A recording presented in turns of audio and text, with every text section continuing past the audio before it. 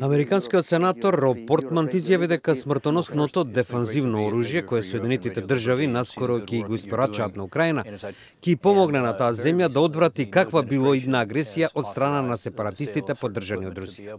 I think it's the right thing for the United States, for others to do on behalf of Ukraine, is to allow them to purchase weapons to be able to defend themselves, including these new weapons that are being delivered now.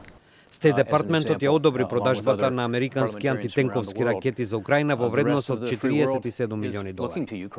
Според Портман, кој е член на влијателниот Сенатски комитет за надворешни односи, новото оружје, наречено Джавелис, исто така би требало да доведе до траен мировен договор во Украина, вклучувајќи исполнување на спогодбата од Минск, која има за цел запирање на борбите во кои од 2014 година до сега загинаа над 10.000 луѓе.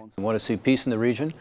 The Ukrainians are not trying to be on the offensive. They're just trying to defend their own integrity.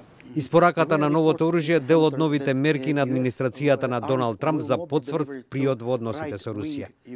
Украина со години бара да купи противтенковско оружје од Соединетите држави. Предходникот на Трамп, Барак Обама, се противеше стравувајќи дека тоа ќе го интензивира конфликтот.